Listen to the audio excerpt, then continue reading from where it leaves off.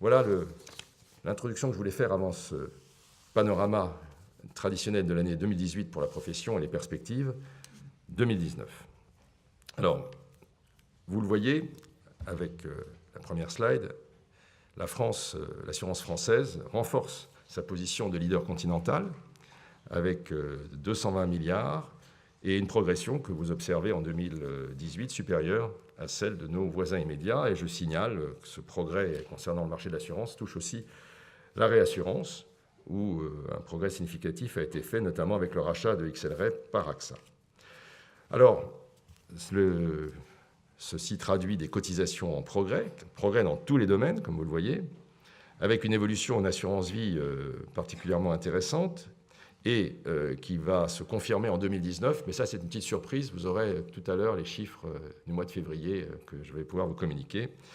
Voilà donc des progrès dans tous les domaines, avec notamment en assurance maladie accident corporel, 5,6%. Des cotisations qui progressent.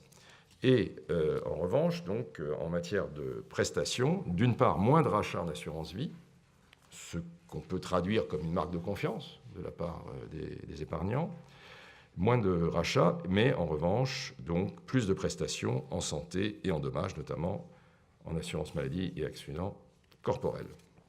Tout ceci nous amène à une situation prudentielle de bonne tenue, qui a d'ailleurs été soulignée, vous avez la citation de François Villeroy de Galhau, et donc la CPR et la Banque de France soulignent la solidité du secteur que traduisent les ratios que vous voyez, qui sont des ratios élevés, des ratios en progrès. Alors je disais que l'assurance est présente sur tout le territoire. Cette petite carte vous le démontre d'une façon, je dirais, très parlante. Quand on voit qu'il y a à la fois 41 millions d'habitations qui sont assurées, 53 millions de véhicules, ce sont des mots qui disent mieux que d'autres, des chiffres qui disent mieux que tous les mots, la présence sur tout le territoire et vis-à-vis de tous les Français de l'assurance. Mais c'est aussi, on l'oublie parfois, c'est 265 000 salariés et donc une présence, une capillarité sur le territoire qui fait que l'assurance est probablement l'un des secteurs le plus présent et qui sent le mieux le pouls du pays. Et alors d'ailleurs, de ce point de vue-là, on est en train de faire un travail, je fais une parenthèse là-dessus, on a créé un groupe de travail dédié qui a choisi de creuser ce sujet en prenant un département témoin pour affiner l'analyse.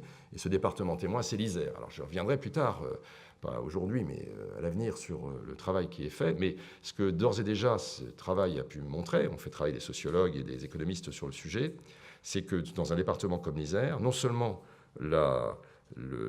l'assurance finance l'économie locale à travers toutes ses actions dans tous les domaines, réparation, entretien, dommages, etc. Donc il y a ce rôle économique, mais il y a aussi ce rôle social, puisque en dépit de la crise, l'assurance a été un facteur de stabilité en matière d'emploi. Il y a eu un gain net en soutien de l'emploi. Donc c'est un élément, je crois, important, concret de ce que représente l'assurance en France. À côté de cette présence géographique et territoriale, il y a cette volonté d'innovation que j'évoquais tout à l'heure. Cette volonté d'innovation, elle se traduit donc par des engagements en matière de transparence, en matière de lisibilité, d'efficacité, de simplicité et de responsabilité sociale. Donc ce sont ça les directions que nous avons prises en 2018. Et je voudrais dire que ce sont des choses très concrètes. Et si je citais quelques exemples, on pourra peut-être y revenir tout à l'heure dans la discussion, ce sont des exemples très concrets qui donc touchent directement la vie des Français. Par exemple, en matière de lisibilité des garanties de contrat santé, ça va permettre des comparaisons claires pour les assurés. En matière de transparence de l'information sur les rendements de l'assurance vie, là aussi, ça va permettre une pleine connaissance et donc un exercice totalement transparent en matière qui favorisera la concurrence encore plus.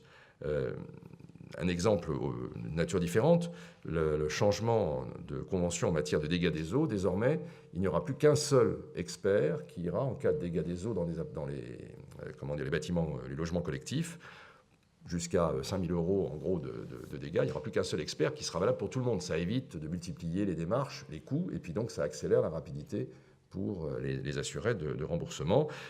Encore un autre exemple, on a étendu la convention AERAS à de nouvelles pathologies, et en l'occurrence à la mucoviscidose. Enfin bref, il y a dans tous ces domaines des progrès très concrets qui sont très importants pour les consommateurs et pour les assurés. Et lorsqu'on s'interroge sur l'avenir, sur les risques, la perception des risques. On fait ce travail, ce baromètre tous les ans depuis maintenant quelques années. On s'aperçoit, mais ça ne vous surprendra pas, que le risque qui est attendu comme, disons, et souligné comme le plus prégnant, c'est celui des cyberattaques. Donc, ce qui est intéressant et notable dans ce domaine, c'est que c'est à la fois une menace, la menace numéro un, mais peut-être aussi la grande opportunité pour le secteur. Donc, il y a là la démonstration d'un monde qui change, comme je le disais tout à l'heure, et d'assurances qui changent elle aussi. Vous noterez aussi l'apparition d'un risque qui apparaît pour la première fois dans le périmètre, mais il ne vous surprendra pas, c'est celui lié à la montée des tensions sociales. C'est un autre regard sur la situation du pays.